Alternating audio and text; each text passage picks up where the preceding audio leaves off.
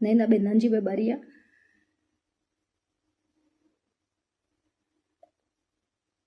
વાત કરવી છે મારે એક ષડયંત્રની કે રીમા ઝાલા દ્વારા મારી ઉપર 5 ગુના નોંધવામાં આવ્યા છે કે જેમાં મારો 1% કે એક પણ ગુનામાં રોલ નહોતો. વાત કરીએ એટ્રોસિટીના આરોપી કે જે મારા દાદાના દીકરા થાય અનિલભાઈ અને મુકેશભાઈ, એના 2 અજાણ્યા 2 ભાણિયા એ રીતે ફરિયાદ નોંધાણી હતી એટ્રોસિટીની. એમાં મારા દાદાના દીકરાએ કે જે એટ્રોસિટીના આરોપી છે એણે 3/10/2025 રોજ પિટિશન દાખલ કરેલી અને આરોપીના નામ સામેથી જાહેર કરેલા. અક્ષય અને ચિરાગના નામ, અજાણ્યા જે 2 ભાણિયા હતા એના અક્ષય અને ચિરાગના 2 નામ જાહેર કરેલા. પછી પાર્થને 4 વાર નિવેદન લઈ જવા દેવામાં આવ્યો. પાર્થ જો આરોપી હોત તો એને તરત અટક કરી લેવો હતો ને, છતાં એને અટક કર્યો નહીં. 4 નિવેદન લઈ એને જવા દેવામાં આવ્યા. મારા દાદાના દીકરાએ 3/10 પિટિશન દાખલ કરી, એમાં આરોપીના નામ જાહેર કરી દીધા, છતાં 12/11 રોજ પાર્થને અમારા ઘરેથી પકડીને આરોપી બનાવે એવો આખો છે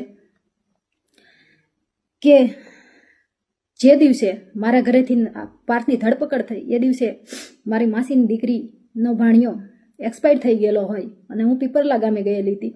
લૌકિક કામથી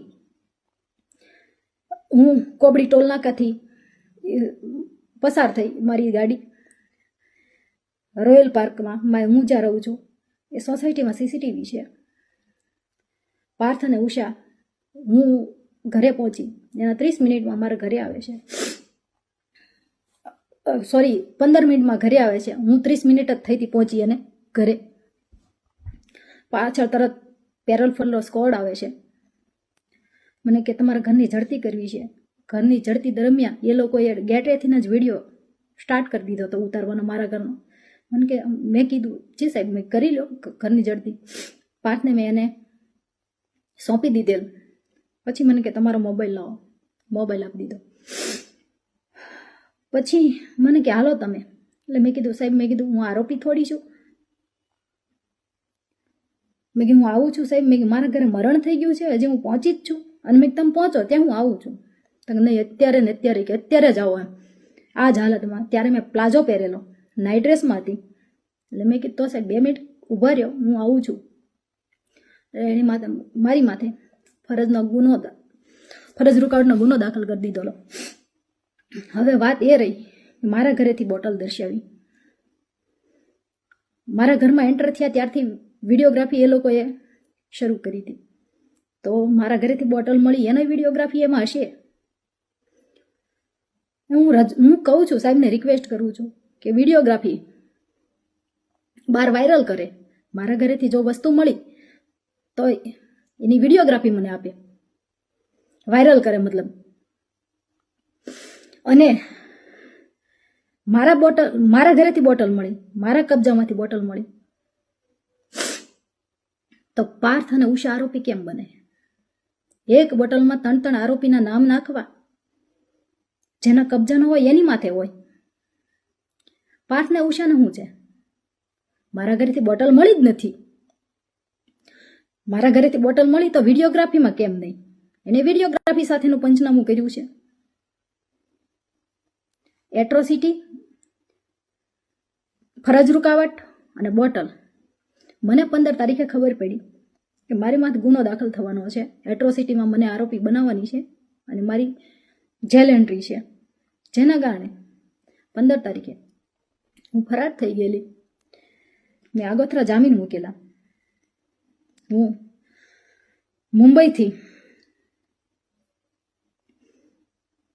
મતલબ અમદાવાદ આવતી હતી.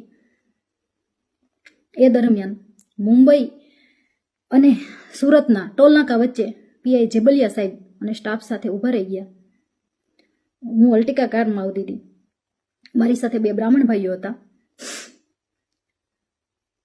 ટોલ નાકે પહોંચતા એ લોકોને ઉતારી નાખે છે પીઆઈ જેબલિયા સાહેબ.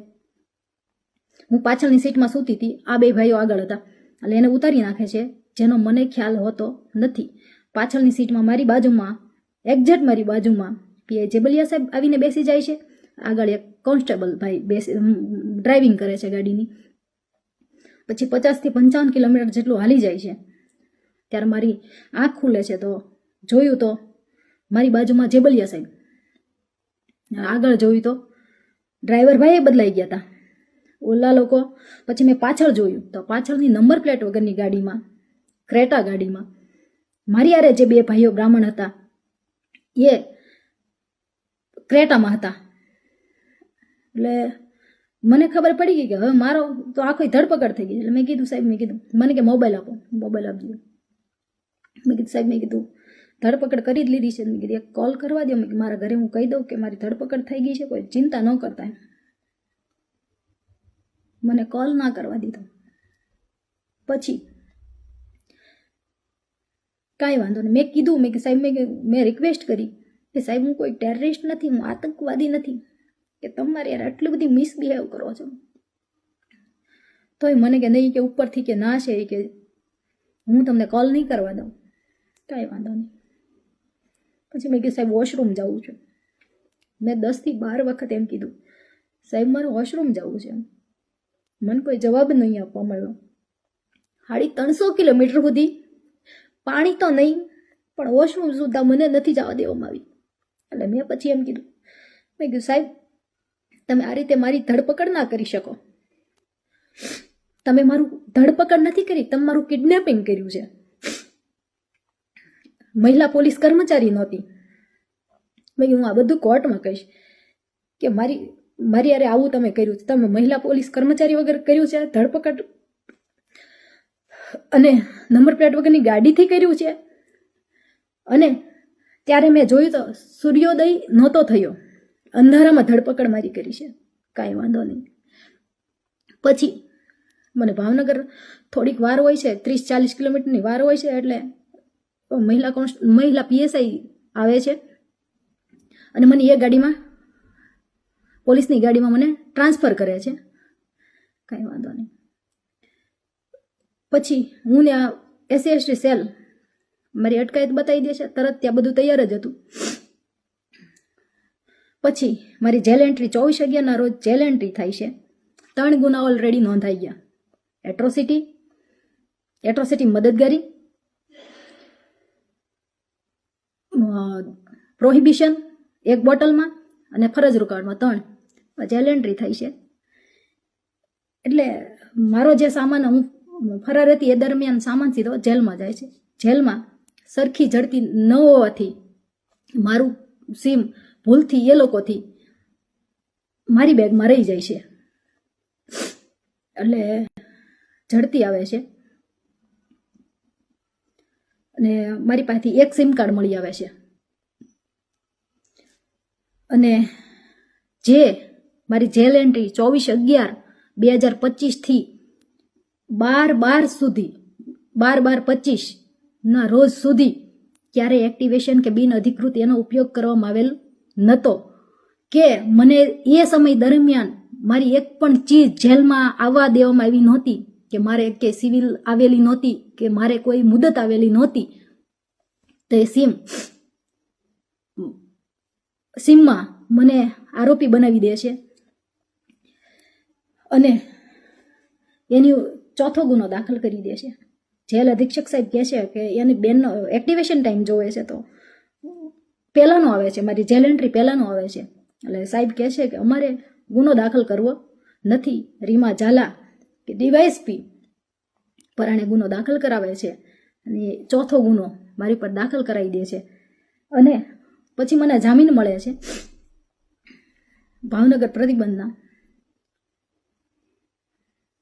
પહેલા મહુવા ઓર્ડર કર્યો, પછી દાહોદ કર્યો અને મારે ભાવનગર પ્રતિબંધ હતો. તો હવે વાત એ રહી, આ સિંગલ મધર તરીકે મારી ફરજ હોય મારી જવાબદારી હોય, મારે 9 વર્ષનું બાળક હોય, અને આજ 3 મહિનાથી મારો બાળક સ્કૂલે ના ગયું હોય, મારું ઘર રીમા ઝાલા દ્વારા તદ્દન ખોટા ગુના દાખલ કરીને વેર વિખેર કરી નાખવામાં આવ્યું હોય, છતાં